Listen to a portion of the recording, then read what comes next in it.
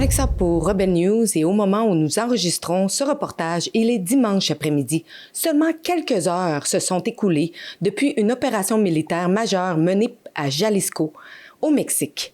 Une opération bilatérale entre le Mexique et les États-Unis qui aurait mené à la capture et à la mort du chef du cartel Jalisco Nueva Generación, mieux connu sous le nom de El Mencho. De son vrai nom, Nemesio Oseguera Cervantes, 59 ans, ancien policier devenu baron de la drogue, il dirigeait une organisation criminelle tentaculaire responsable du trafic massif de cocaïne, de méthamphétamine et surtout de fentanyl vers les États-Unis, en plus d'activités liées au trafic humain, à l'extorsion et à d'autres crimes violents. Le CJNG est aujourd'hui considéré comme l'un des cartels les plus puissants du Mexique, rival direct du cartel de Sinaloa, dont il s'est séparé en 2010 avant de connaître une expansion fulgurante. Washington offrait jusqu'à 15 millions de dollars américains pour toute information menant à la capture d'El Mencho. Mais la situation est loin d'être stabilisée. Dans les heures suivant l'annonce de sa capture et de son décès, des représailles ont éclaté un peu partout à travers le Mexique. Des véhicules incendiés, des routes bloquées, l'aéroport de Guadalajara aurait apparemment été visé. Le département d'État des États-Unis a même émis un avis demandant aux citoyens américains de s'abriter sur place dans l'État de Jalisco, mais également dans d'autres régions du Mexique. Alors, que signifie cette opération? Pour en discuter, je reçois Jérôme Blanchet-Gravel, éditeur en chef pour Libre Média, qui se trouve présentement au Mexique et qui est également expert en politique d'Amérique latine. Regresar a la guerra contra el narco no es opción. No es opción. Primero, porque está fuera del marco de la ley. Todos estos de la derecha que se llenan la boca de las palabras Estado de Derecho y defienden la guerra contra el narco, pues la guerra contra el narco está fuera de la ley, porque como lo dije o lo he dicho en varias ocasiones, es permiso para matar, sin ningún juicio. Y eso en México nadie o muy poquitos están de acuerdo. Está fuera del marco de la ley. Y segundo, no sirvió de nada más que para aumentar los homicidios en México y el nivel de violencia. Entonces, estos llamados autoritarios, porque son autoritarios, es ir hacia el fascismo. Well, it wasn't meant to be, and we're very friendly with her. She's a good woman, but the cartels are running Mexico. She's not running Mexico. The cartels are running Mexico. And we could be politically correct and be nice and say, oh, yes, she is. No, she's very, she's very frightened of the cartels. They're running Mexico. And I've asked her numerous times, would you like us to take out the cartels? No, Mr. President. No, please. So we have to do something because we lost. The real number is 300,000 people, in my opinion. They like to say 100,000. 100,000 is a lot of people, but the real number is 300,000 people. And we lost it to drugs, and they come in through the southern border, mostly the southern border. Plenty come in through Canada, too, by the way, in case you don't know. But they come in through the southern border, and something's going to have to be done with Mexico. Ouais, ben actuellement, les événements se déroulent encore, donc il y a énormément d'informations qui circulent. Les Mexicains, dépendamment de où ils habitent, évidemment, sont préoccupés, mais habitués aussi à ce genre d'opération. Mais c'est une opération historique, apparemment, parce que ce type-là, on parle de 20 ans d'impunité, donc probablement, effectivement, le cartel le plus puissant au Mexique. Et ce qu'il faut bien comprendre, c'est que les narcos font pas juste dans le trafic de drogue, ils font également dans le trafic humain. Donc, il y a un des satellites, apparemment, de ce cartel-là qui avait développé cette branche-là, c'est le trafic de migrants à la frontière vers les États-Unis. Donc, ça faut le rappeler aux auditeurs, c'est absolument pas une théorie du complot, là, donc des enfants, des trafics d'organes aussi beaucoup. Donc les narcos sont des criminels notoires. Là. C'est pas simplement les gens qu'on voit dans les séries Netflix. Là. C'est pas juste des personnages un peu des gangsters hors la loi. Ce sont des esclavagistes. Hein. Donc ils réduisent des gens en esclavage, travail forcé, esclavage sexuel, etc. Donc, c'est une bonne nouvelle pour la sécurité au Mexique. Et ce qui vient d'apparaître, c'est qu'effectivement, une coopération officielle avec les États-Unis de Trump. Donc, on peut penser effectivement que l'administration Trump y est pour beaucoup dans cette opération historique. C'est-à-dire, on le sait, Donald Trump développe une nouvelle doctrine Monroe. Ça survient quelques semaines, même quelques mois, mais même encore quelques semaines après la capture de Maduro. Donc, Trump met la pression partout en Amérique pour finalement favoriser la sécurité des États-Unis. On parle aussi de fentanyl, hein, beaucoup, on le sait, la crise fentanyl qui fait des milliers et des milliers de morts aux États-Unis. Les cartels mexicains étaient impliqués probablement un peu par la Chine. On le sait, la Chine qui laissait probablement passer les produits avec lesquels on fait le fentanyl. Donc, la Chine fermait les yeux pour alimenter un peu la crise du fentanyl. C'est un soft power chinois très, très, très sournois. Donc, la Chine qui alimentait la crise du fentanyl aux États-Unis avec l'aide des cartels. Donc, opération historique qui s'est vue comme une bonne nouvelle, mais effectivement, dans les endroits comme Puerto Vallarta, etc., Jalisco, les gens sont encore en état d'alerte.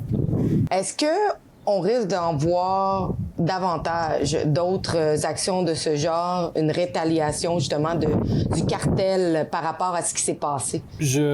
Avec Trump, on peut penser qu'il va y avoir d'autres opérations de ce genre-là.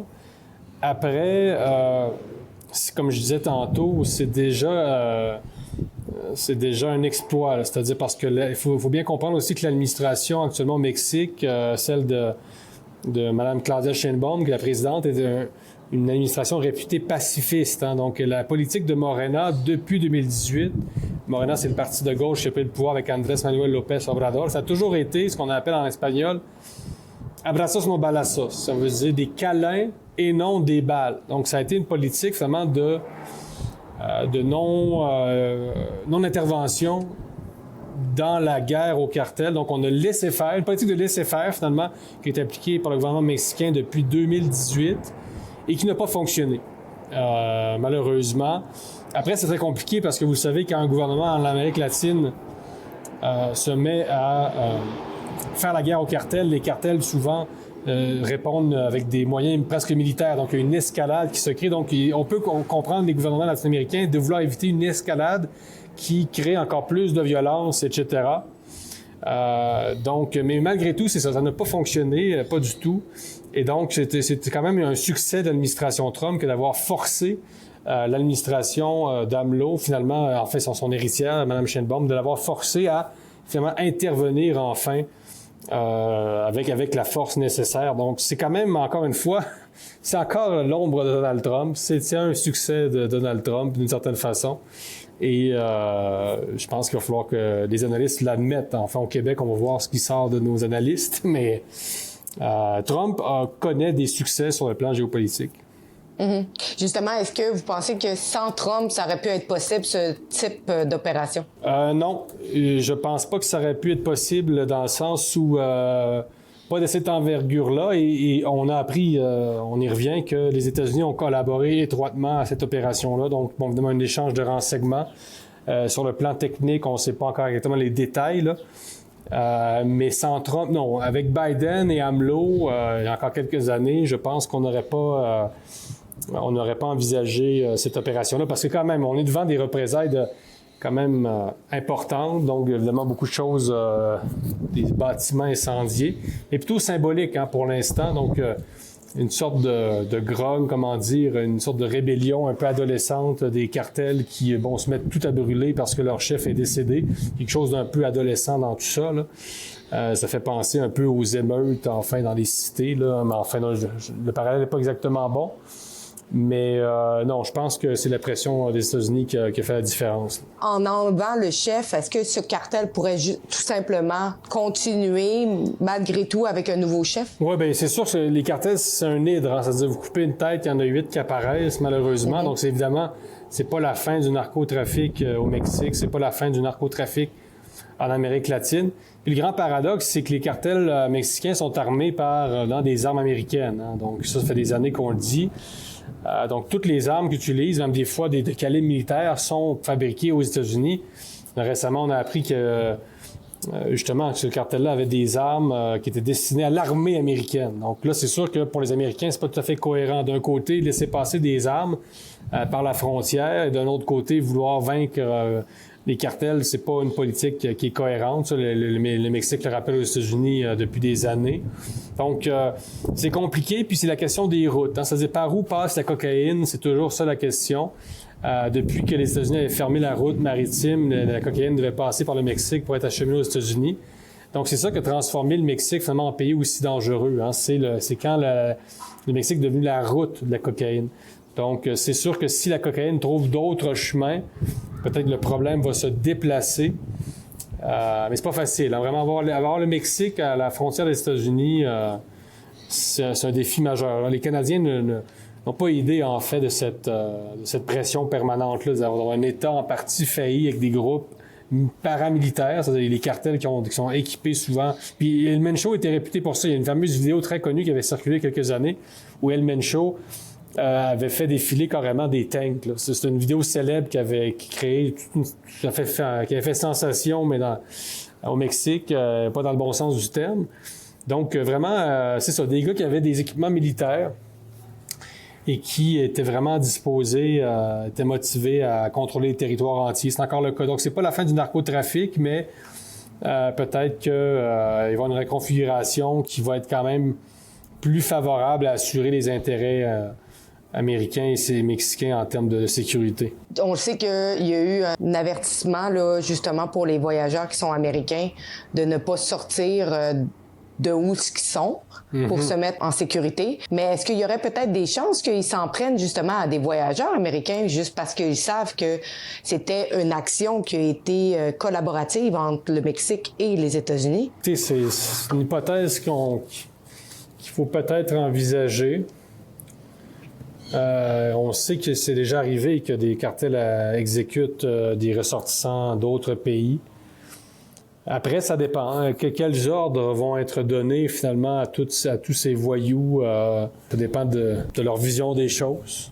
Après, ça prendrait une autre dimension. C'est-à-dire, si les cartels font ce genre d'exemple-là avec des citoyens américains ou canadiens, c'est sûr qu'ils doivent s'attendre là, à peut-être une intervention directe des États-Unis, encore plus directe.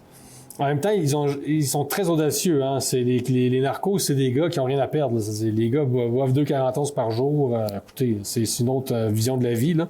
Donc, on a déjà vu des cartels tirer sur des agents frontaliers à la frontière américano-mexicaine. Donc, tout est possible, mais en même temps, moi, je pense que la situation va quand même se résorber dans quelques jours. Mais effectivement, comme étranger, il faut être prudent. D'autant plus que, là, c'est un autre sujet, mais on sait que les Américains font monter beaucoup les prix au Mexique et qu'il y a un ressentiment aussi populaire qui est économique, je sais pas, qui n'est pas lié au narco nécessairement.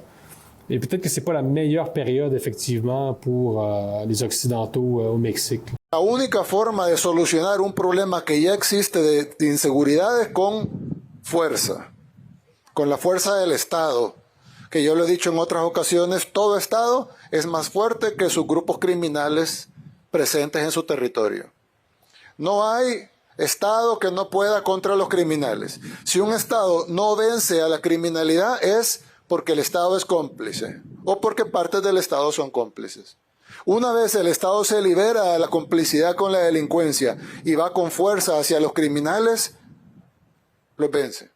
On a vu qu'est-ce que Nayib Bukele a fait au El Salvador. Je vous avais déjà posé la question par rapport à est-ce que c'est possible de faire la même chose au Mexique. Vous m'aviez dit que justement, avec la taille du pays, ça serait quasiment impossible, mais avec une aide des États-Unis, est-ce que vous pensez que c'est quelque chose qui est envisageable? Au Mexique, ça serait très difficile. Évidemment, beaucoup de Mexicains l'espèrent.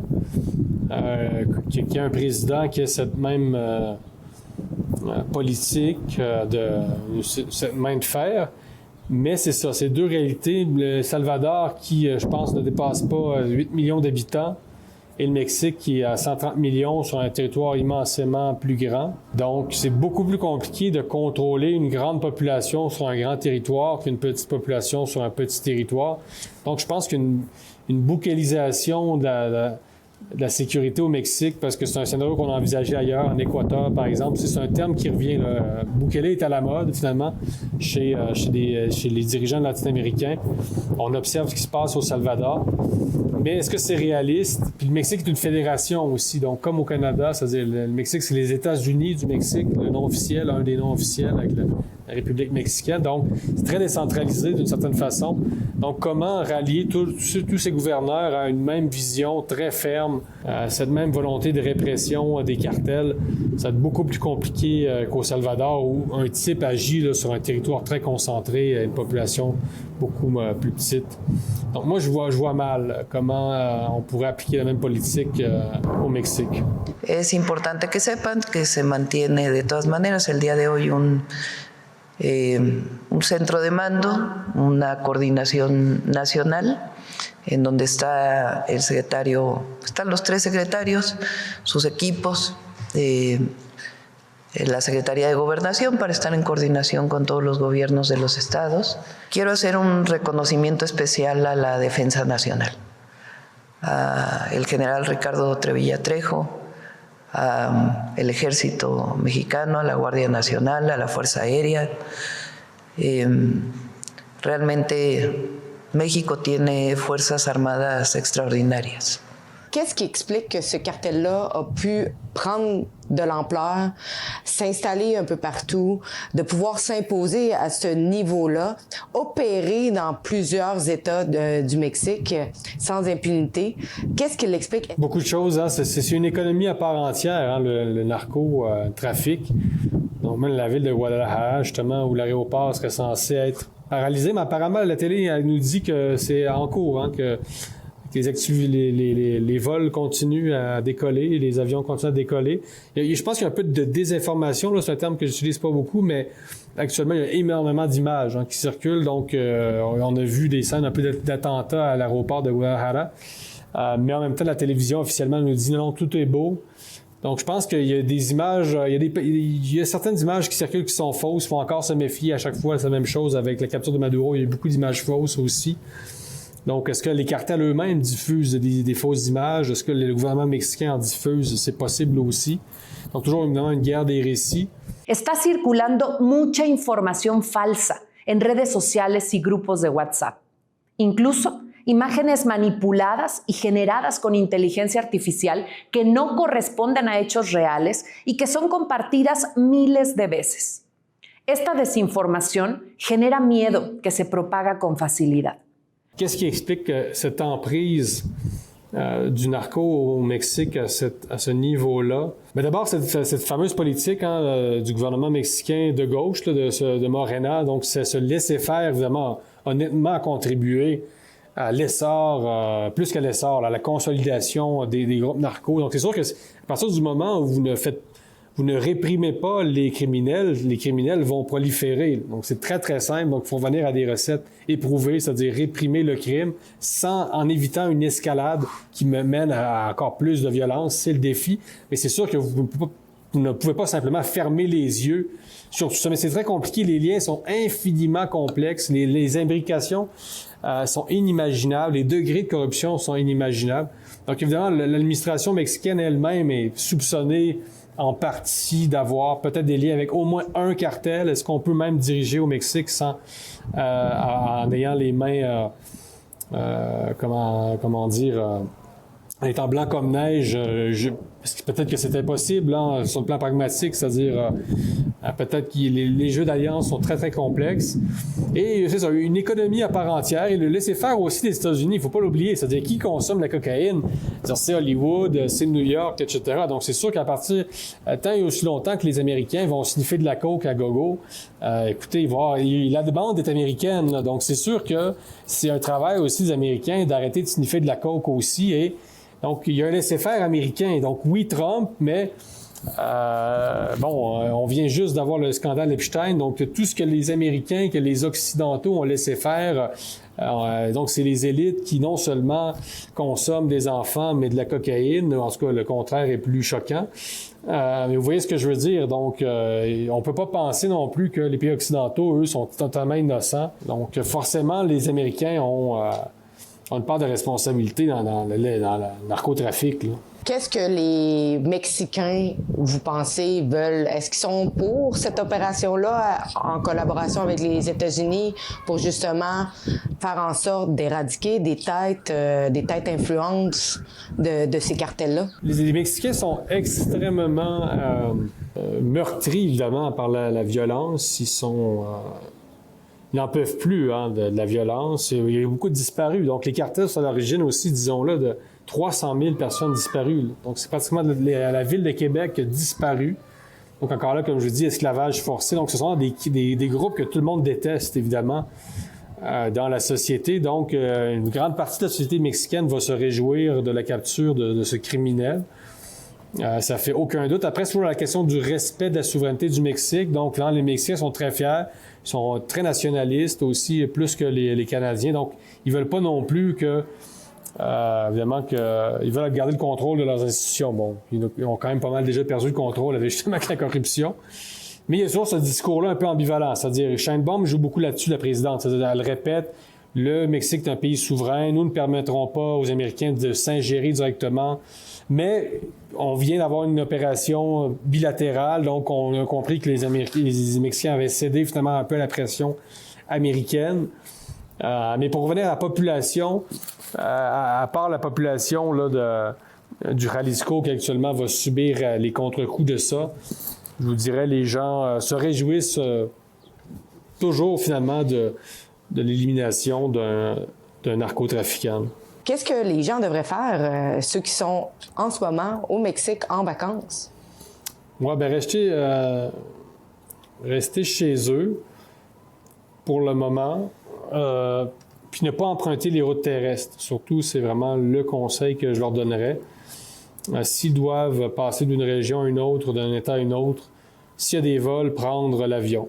Parce que là, il y a vraiment beaucoup de blocus. Là, c'est beaucoup de routes obstruées dans des États même qui seraient censés ne pas être très affectés, comme ici à Oaxaca, où on a vu qu'il y avait des routes bloquées. Pourquoi ils bloquent les routes? Ben, je sais pas. D'abord, il y a des narcos qui ont bloqué eux-mêmes des routes. On sait qu'il y avait une sorte de siège de Puerto Vallarta. Donc des gens en moto qui ont carrément encerclé la ville. Ça, c'est une chose, mais peut-être qu'aussi qu'on bloque les routes de manière préventive. Là, peut-être que les autorités ont tout simplement dit là, jusqu'à temps que ça se calme, il y a moins de trafic routier tout simplement. Donc, il y a peut-être les deux. Mais les choses vont revenir au calme. Les choses finissent toujours par revenir au calme de façon au Mexique. Ça peut pas être pire que c'est. De toute façon, c'est comme... ça atteint un degré de saturation de violence depuis longtemps.